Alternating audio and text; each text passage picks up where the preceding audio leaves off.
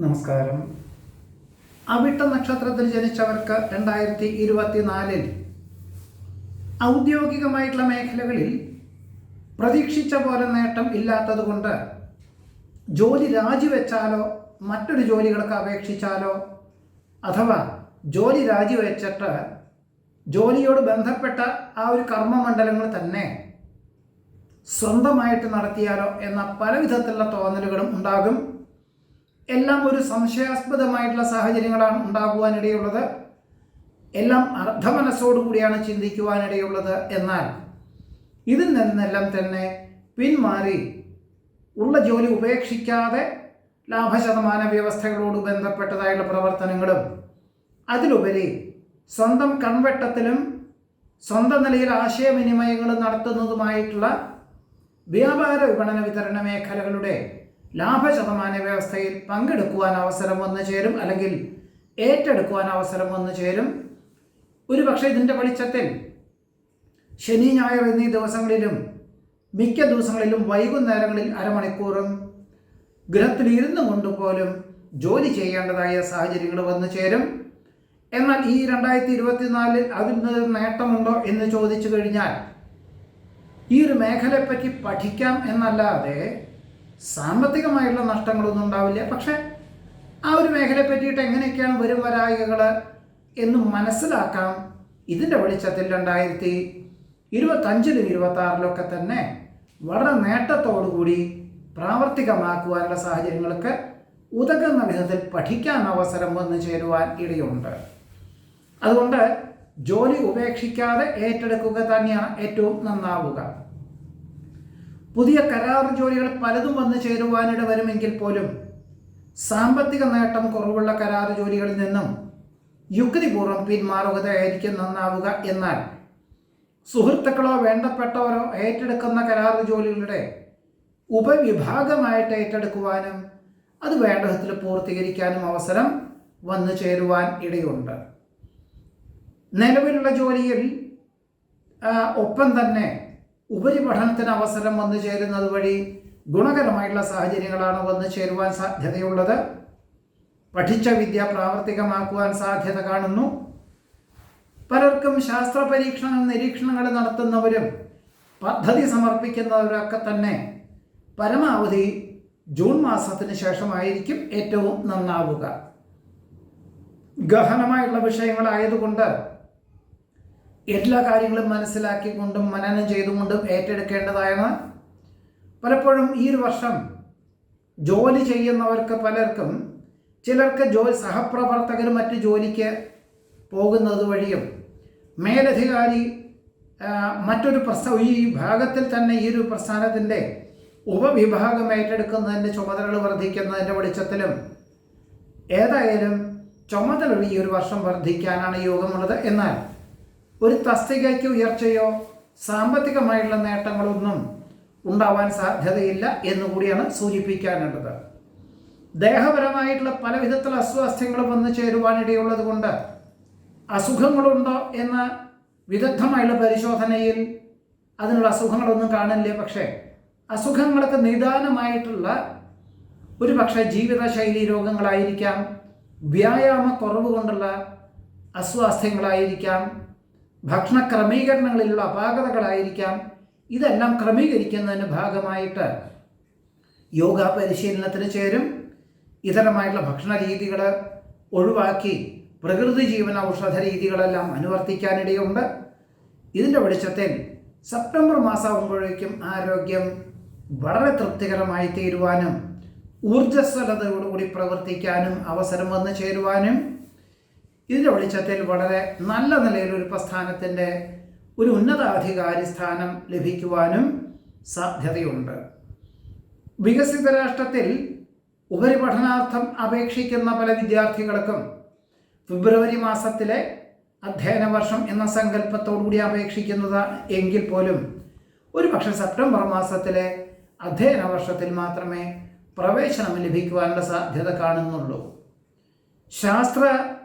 ശാസ്ത്രീയമായിട്ടുള്ള പല കാര്യങ്ങളും ശരിയാണെങ്കിൽ പോലും പ്രായോഗികമായിട്ടും പ്രാദേശികമായിട്ട് നിലനിൽപ്പുണ്ടോ എന്ന് മനസ്സിലാക്കിക്കൊണ്ട് മാത്രമേ പണം മുതൽ മുടക്കാവൂ, അല്ലാത്ത പക്ഷം നഷ്ടകഷ്ടങ്ങൾ സംഭവിക്കുവാൻ ഇടയുണ്ട്. 2023 തുടങ്ങി വെച്ചതായിട്ടുള്ള പല കർമ്മമണ്ഡലങ്ങളിലും ഒരു പരിധിയിലധികം പണം മുതൽ മുടക്കിയിരുന്നു. ഈ ഒരു വർഷവും കുറച്ചൊക്കെ പണം മുതൽ മുടക്കേണ്ടി വരും. ഉന്നത ഉദ്യോഗസ്ഥരെ നിയമിച്ചാൽ മാത്രമേ നേട്ടമുണ്ടാവുകയുള്ളൂ എന്ന് മനസ്സിലാക്കിക്കൊണ്ട് ധ്രുവീകരിക്കേണ്ടതായ സാഹചര്യങ്ങൾ വന്നു ചേരുവാൻ ഇടയുണ്ട്. ദമ്പതികളൊക്കെ ഒരുമിച്ച് താമസിക്കാനുള്ള ഒരു സാഹചര്യങ്ങളൊക്കെ അനുസരിച്ച് തൊഴിൽ ക്രമീകരിക്കാൻ അവസരമൊക്കെ ഉണ്ടാവുമെങ്കിൽ പോലും ആർക്കെങ്കിലും ഒരാൾക്ക് മാത്രമേ ഈ വർഷത്തിൽ ആദ്യം പോകാൻ സാധിക്കുകയുള്ളൂ. പക്ഷേ ജൂലൈ മാസം മുതൽ ഒരുമിച്ച് താമസിക്കാൻ തക്കവണ്ണമുള്ള സാഹചര്യങ്ങൾ വന്നു ചേരുവാൻ ഇടയുണ്ട്. പലപ്പോഴും പല കാര്യങ്ങളും നിർണായകമായിട്ടുള്ള തീരുമാനങ്ങൾ സ്വീകരിക്കുവാനും സങ്കീർണമായിട്ടുള്ള വിഷയങ്ങളെ അഭിമുഖീകരിക്കുവാനുമായിട്ട് ഇത്രയും കാലത്തെ പ്രവൃത്തി പരിചയം, ഗുരുകാരണവന്മാരുടെ അനുഗ്രഹം, ഭയഭക്തി, ബഹുമാനത്തോടു കൂടിയതായിട്ടുള്ള സമീപനം ഇവയെല്ലാം തന്നെ കുറച്ച് ബുദ്ധിമുട്ടിയാലും അഹോരാത്രം പ്രവർത്തിച്ചാലും ലക്ഷ്യപ്രാപ്തി നേടുവാൻ ഒരു പരിധിവരെ ഉപകരിക്കുവാൻ ഇടയുണ്ട്. സാമൂഹികമായിട്ടുള്ള ഇടപാടുകളിൽ നിന്നെല്ലാം പിന്മാറി ആത്മീയ ചിന്തകളോടുകൂടി പ്രവർത്തിക്കുന്നതിൻ്റെ വെളിച്ചത്തിൽ ആശ്വാസവും സമാധാനവും എല്ലാ പ്രകാരത്തിലും വന്നു ചേരുവാനിടയുണ്ട്. പുരാണം, ഇതിഹാസം, ഭാരതീയ ശാസ്ത്രങ്ങൾ എന്നിവ കൈകാര്യം ചെയ്യുന്നവർക്ക് പല കാര്യങ്ങളിലും പ്രാരംഭത്തിൽ ചില സ്വീകരിക്കൽ കുറയുകയും മനസ്സിലാവുകയൊക്കെ ഉണ്ടെങ്കിൽ പോലും പല കാര്യങ്ങളിലും അനുഭവജ്ഞാനമുള്ളവരുടെ വിശദീകരണം കേൾക്കുന്നത് വഴി ഈ ഒരു മേഖലയിൽ താല്പര്യം വർദ്ധിക്കുവാനും കുടുംബ സംരക്ഷണത്തോടുകൂടിയും ജോലി നിലനിർത്തിക്കൊണ്ടും ഇതിനു വേണ്ടിയൊരു സമയം കണ്ടെത്തുവാനും ഒരു പക്ഷേ പുണ്യതീർത്ഥ ഉല്ലാസ യാത്രകൾക്കൊക്കെ തന്നെ ഈ ഒരു വർഷത്തിൽ 2-3 പ്രാവശ്യം അവസരങ്ങൾ വന്നു ചേരുവാൻ ഇടയുണ്ട്. അസുലഭ നിമിഷങ്ങളെ അനിർവചനീയമാക്കുവാൻ അവസരം വന്നു ചേരും. പലപ്പോഴും ഈ ഒരു വർഷം കൂടുതൽ ദുസ്വപ്നങ്ങൾ കാണുകയും ആധിയും ഭീതിയും വർദ്ധിക്കുന്ന വിധത്തിൽ പല വിധത്തിലുള്ള ദുസ്വപ്നങ്ങൾ കാണുന്നതിൻ്റെ വെളിച്ചത്തിൽ വിദഗ്ധമായുള്ള ദേഹപരിശോധനയൊക്കെ നടത്തും. എന്നാൽ രാത്രിയിലെ ഭക്ഷണം നേരത്തെ കഴിക്കുകയും എളുപ്പം ദഹിക്കുന്ന ഭക്ഷണ പദാർത്ഥങ്ങൾ സ്വീകരിക്കുകയും ഉറക്കം ഒഴിക്കാതെ തന്നെ നേരത്തെ തന്നെ ഉറങ്ങുന്ന ഒരു സമ്പ്രദായം സ്വീകരിക്കുന്ന ഈ ഒരു ദിനചര്യാക്രമങ്ങളിൽ സ്വയമേവ സന്നദ്ധത പ്രകടിപ്പിക്കുന്നത് വഴി ഈ വർഷത്തിൻ്റെ പകുതി മുതൽ വളരെ ആശ്വാസകരമായിട്ടുള്ള സാഹചര്യങ്ങൾ വന്നു ചേരുവാൻ ഇടയുണ്ട്. മഹത് ആശയങ്ങളും ജീവിതചര്യയും ദീർഘവീക്ഷണത്തോടു കൂടിയതായിട്ടുള്ള പദ്ധതി ആവിഷ്കരണമൊക്കെ തന്നെ സ്വന്തം നിലയിൽ അനുവർത്തിച്ചാലോ എന്ന പല തോന്നലുകളും ഉണ്ടാകും. അതിൻ്റെ വെളിച്ചത്തിൽ അതൊരു ക്രിയാത്മകമായിട്ടുള്ള കാര്യങ്ങളായതുകൊണ്ടും വർഷങ്ങൾക്ക് മുമ്പ് അവലംബിച്ചിട്ടുള്ള കാര്യങ്ങളാണ്.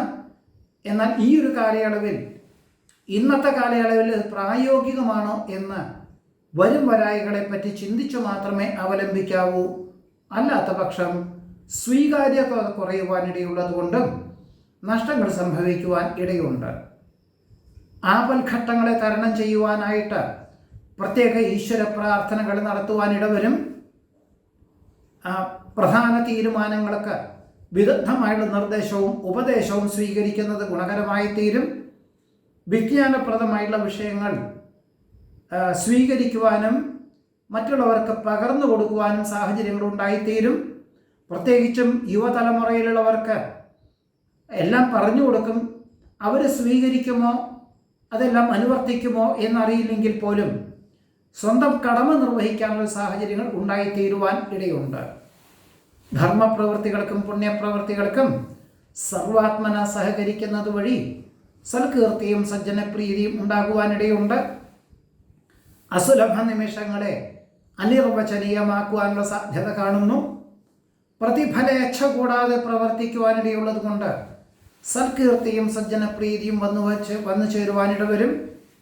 വിരോധികളായിരുന്ന പലരും, അതായത് ശത്രുതാ മനോഭാവത്തിലായിരുന്ന പലരും അവരുടെ സ്വന്തം ആവശ്യങ്ങൾക്ക് വേണ്ടി സമീപിക്കുകയും പ്രത്യേകിച്ച് സാമ്പത്തികമായിട്ടുള്ള നേട്ടങ്ങളൊന്നും ഇല്ലാത്തത് വഴിയും ശുപാർശകളെ കൊണ്ട് അവർക്ക് നേട്ടമുണ്ടാകുവാൻ സാധ്യതയുള്ളത് കൊണ്ടും അതിനുവേണ്ടി തയ്യാറാകുവാനും സാധ്യതയുണ്ട്.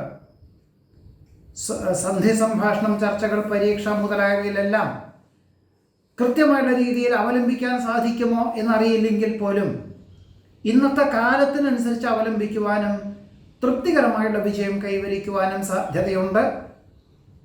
എന്നാൽ നാഡീരോഗ പീഡകളൊക്കെ യോഗയും പ്രാണായാമമൊക്കെ തന്നെ സ്ഥിരമായിട്ട് ജീവിതത്തിൽ അനുവർത്തിക്കണം. പണം കടം കൊടുക്കുന്നതും ജാമ്യം നിൽക്കുന്നതും സ്വന്തം ഉത്തരവാദിത്വങ്ങൾ മറ്റൊരാളെ ഏൽപ്പിക്കുന്നതൊക്കെ തന്നെ വിപരീതമായി തീരുവാൻ സാധ്യതയുണ്ട്. ഇതാണ് അവിട്ടം നക്ഷത്രത്തിൽ ജനിച്ചവരുടെ 2024 ആണ്ടിലെ അനുഭവയോഗ്യമായുള്ള ഫലങ്ങൾ. നമസ്കാരം.